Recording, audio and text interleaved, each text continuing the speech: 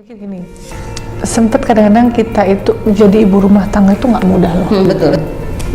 Berat. Dan tapi sadar nggak, kita semua dulu suka merendahkan atau melihat sebelah mata tentang ibu rumah tangga. Iya. Oh, kerjanya cuma di rumah gitu. Oh, cuma ibu rumah tangga gitu. Oke. Karena aku ada di masa memang maksudnya nggak, selama suami aku support, pasangan aku support gitu. Itu aku akan tetap berkarir. Tapi kalau misalnya pasangan aku bilang kamu fokus aja sama keluarga, aku pasti akan lakuin. Aktivitas seperti biasa, masih endorsement seperti biasa, ngupdate story pun masih seperti biasa dia, Paula ya. Nah, jadi di sini dia dari Let's Go tangkap, dia menjelaskan dia itu dijahatin dan dia nggak mau ngadepin sendiri. Dia mau dihadapin kejahatannya ini sama Allah atau sama dirinya. Mau ngebalesnya gimana? Dari Allah. Oh, jadi dia doa aja, terus dia buat status nggak perlu menjelaskan dirimu kepada siapapun. Dari sini kita bisa fix ya, dia nggak akan koar-koar mengklarifikasi omongannya Baim. Tapi ya di dunia kekinian nih, ya kan, banyak sekali kita temukan kenyataan bahwa perempuan yang tidak bekerja itu seakan-akan dia mengalami kesenjangan relasi kuasa. Kemudian ada kesenjangan finansial di dalamnya, dan itu kemudian menyebabkan banyak sekali ya perilaku abusif yang dilakukan oleh seorang suami kepada istri karena istrinya tidak bekerja. Terus ada lagi yang sekarang lagi heboh juga marak ya, laki-laki yang berselingkuh, suami yang berselingkuh. Nah, suami berselingkuh itu ada sih yang berakhir dengan baik-baik saja.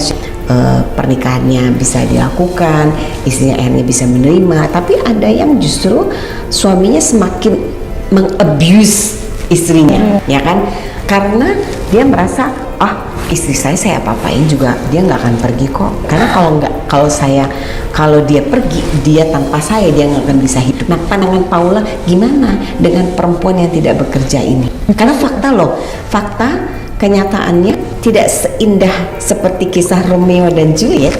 Pastinya nggak mudah juga buat perempuan-perempuan yang mengalami yang tadi tante bilang, itu nggak mudah, karena pasti kalau kayak gitu kan kita kaget nih, apa nih yang aku lakukan. Saya yakin sih setiap rumah tangga tuh pasti ada masalah, ya kan, masalah makanya tadi mungkin KDRT, finansial, abusive secara verbal apa sempat. Jadi sebenarnya pintar-pintar kita menanggapi itu sih. Makanya kenapa balik lagi ya, kalau aku balik lagi ke Allah ya, jadi dalam arti kita minta bimbingan Allah aja gitu. Jadi pertama memang nggak mudah, karena aku juga merasakan sendiri. Pertama itu terkadang kita harus selalu bersyukur apa yang udah kita punya gitu. Begitu misalnya masalah datang, karena aku yakin semua apapun masalahnya itu pasti sudah Allah kasih, itu pasti kita bisa ngelewatin itu. Di sini Harith Guma juga pernah menerawang ya si Paula sama Baim ini. Dia bilang kalau dari Paula sama Baim harusnya Paula lebih sabar ya, karena Baim ini temperamen gitu.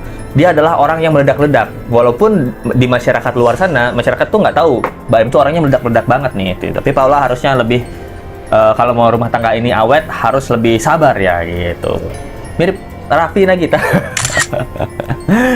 Terus habis itu kalau ada orang ketiga, dia bilang nggak ada. Orang ketiga nggak ada dari Harith Guma ya. Jadi ini adalah masalah miskomunikasi aja. Jadi itu mungkin pas ditelepon sama cowok miskomunikasi ya. Baim kira ini teman dekatnya mau deketin Paula gitu. Mungkin teman dekatnya ngajak ngonten apa gimana. Nah, ini kita nggak tahu juga ya gitu. Pesan orang tua ke Baim Wong sebelum isu cerai dengan Paula Verhoeven menyeruak. Emang isu retaknya rumah tangga Baim Wong dan Paula Verhoeven terus santer diperbincangkan, bahkan sekarang pasangan ini diduga tinggal dalam rumah yang berbeda. Dugaan itu mulai dari pernyataan Baim Wong saat berbincang dengan Melanie Ricardo baru-baru ini, sembari mengiyakan Baim meminta doa yang terbaik untuk rumah tangganya. Paula gak ada di sini, Im, tanya Melanie. Jawaban dari Baim Wong soal ketidakhadiran Paula di rumah mereka semakin membuat publik menaruh perhatian kepada pasangan tersebut. Persoalan terkait pernikahan orang tua hingga mertua juga turut dikulik. Menariknya soal orang tua, Baim Wong sempat mendapatkan wejangan yang menarik mengenai pernikahannya.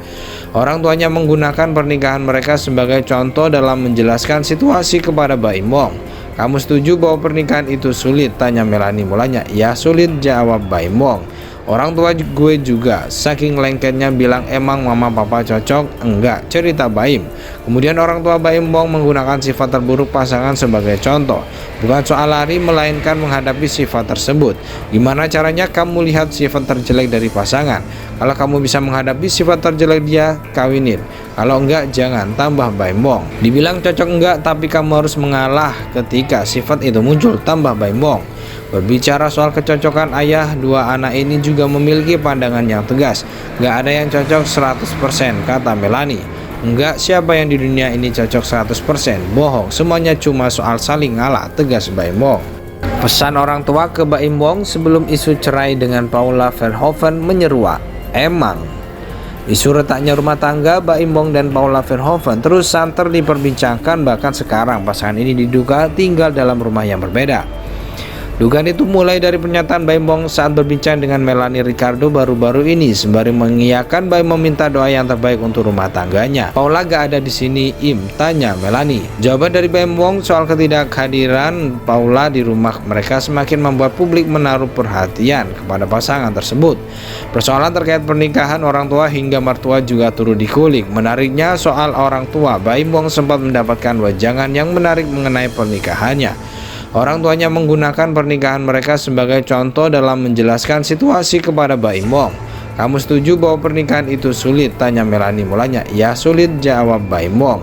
Orang tua gue juga, saking lengketnya bilang emang mama papa cocok, enggak, cerita Baim. Kemudian orang tua Baim Wong menggunakan sifat terburuk pasangan sebagai contoh. Bukan soal lari, melainkan menghadapi sifat tersebut. Gimana caranya kamu lihat sifat terjelek dari pasangan? Kalau kamu bisa menghadapi sifat terjelek dia, kawinin. Kalau enggak, jangan, tambah Baim Wong. Dibilang cocok enggak, tapi kamu harus mengalah ketika sifat itu muncul, tambah Baim Wong. Berbicara soal kecocokan ayah, dua anak ini juga memiliki pandangan yang tegas. Gak ada yang cocok 100%, kata Melanie.